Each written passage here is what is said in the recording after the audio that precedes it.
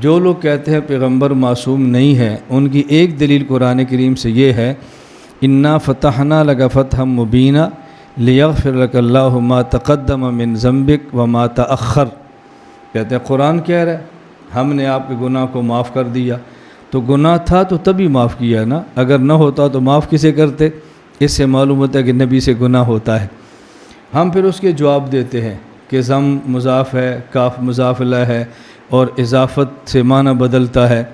محبت ماں کی طرف ہو تو معنی اور ہے، بیٹی کی طرف ہو تو معنی اور ہے، بیوی کی طرف ہو تو معنی اور ہے، بہن کی طرف ہو تو معنی اور ہے۔ لفظ محبت ہے، اضافت سے معنی بدلتا ہے، ضمن کی اضافت سے معنی بدلتا ہے۔ یہ ہم اس وقت بات کریں گے جب ضمن کا معنی مان لیں گے جو مخالف کرتا ہے، ہم تو اس کا معنی وہ مانتے ہی نہیں جو وہ کرتے ہیں۔ کیوں؟ یہ بات بہت اچھی طرح سمجھیں۔ اللہ رب العزت فرماتے ہیں کہ ہم نے آپ کو فتح مبین دی ہے۔ اب ضمن کا معنی گناہ کریں تو معنی ہوگا کہ ہم نے فتح مبین دی ہے تاکہ آپ کے گناہ معاف کر دیں۔ اگر ضم کا معنی گناہ کریں گے تو فتح اور مغفرت کا کوئی جوڑ ہی نہیں ہے، کلام اللہ کا بے ربط ہو جائے گا۔ یہ بات تو ٹھیک ہے، ہم نے فتح دی اب خلافت قائم کریں، ہم نے فتح دی اب شریعت نافذ کریں، ہم نے فتح دی ظلم کا بدلہ لیں، ہم نے فتح دی مسلمان مکہ کو دوبارہ آباد کریں، ہم نے فتح دی اسلام کا نام بلند ہو جائے۔ یہ بات تو ٹھیک ہے، ہم نے فتح دی آپ کے گناہ معاف کر دیں۔ فتح کا گناہ کی معافی سے کیا تعلق ہے؟ مولانا قاسم صاحب الیکشن لڑیں اور ہم کہیں جی مولانا صاحب الیکشن جیت گئے ہیں لہٰذا ان کے گناہ معاف ہو گئے۔ بھائی جیت گئے ہیں تو ہمارے کام کریں گے نا، جیت گئے ہیں تو اسلام کی بات کریں گے۔ تو فتح کا مغفرت سے کیا تعلق ہے؟ اس لیے ضمن کا معنی آپ گناہ کریں گے تو کلام بالکل بے ربط ہو جائے گا۔ یہ بات سمجھ آ گئی آپ کو؟ اس لیے ہم کہتے ہیں 3 لفظ سمجھیں۔ نمبر 1 غفران، نمبر 2 تقدم اور تأخر، تقدم اور تاخر جو مصدر ہے، نمبر 3 ضم۔ غفران کا معنی ہوتا ہے ڈھانپ لینا۔ عربی زبان میں جو لوہے کا ٹوپ خود سر پہ پہنتے ہیں میدان جنگ میں، اسے کہتے ہیں مغفر، یہ سر کو ڈھانپ لیتا ہے اور زخم نہیں ہونے دیتا، اسلحہ نہیں پہنچنے دیتا۔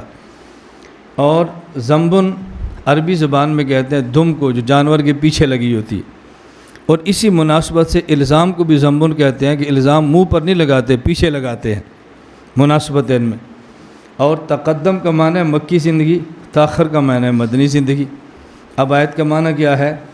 مکہ والے الزام لگاتے شاعر ہیں، مکہ والے کہتے مجنون ہیں، مکہ والے کہتے ساحر ہیں، مکہ والے کہتے قیادت کا شوق ہے، الزام تھے۔ مدینہ میں آپ گئے تو الزامات یہود لگاتے تھے کہ اس کو لیڈر بننے کا شوق ہے وغیرہ وغیرہ۔ الزام آدمی اس پہ لگاتا ہے جس کا عقیدت مند نہ ہو، مخالفت ہو۔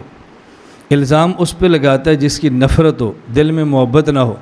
اللہ فرماتے ہیں میرا پیغمبر ہم نے آپ کو مکہ کا فاتح بنا دیا، جس کا نتیجہ کیا نکلا؟ اذا جاء نصر اللہ والفتح ورأیت الناس یدخلون فی دین اللہ افواجا۔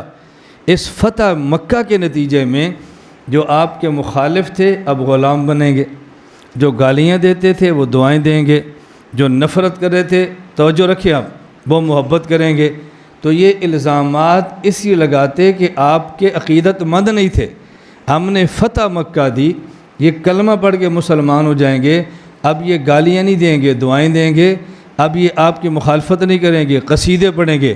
ہم نے آپ کو فتح دے کر الزامات کو چھپا دیا ہے، مکی الزام بھی مدنی الزام بھی۔ اب الزامات ختم، اب مدح کا دور شروع ہے۔ بات سمجھ آئی؟ اب دیکھو کتنے جوڑ اور مناسبت ہے۔ ہم بسا اوقات قرآن سمجھتے نہیں ہیں تو پھر الجھن کے شکار ہوتے ہیں، اور جو قرآن غلط تفسیر کرتے ہیں ہم دورے ان کے پاس کرتے ہیں اور پھر کہتے ہیں وہ قرآن کی بہت خدمت کرتے ہیں، ان کو قرآن بہت سمجھ آتا ہے۔ کیا سمجھ آتا ہے؟ امت کو قرآن کے نام پہ گمراہ کریں گے تو قرآن سمجھ آنے والی بات تھوڑی ہے۔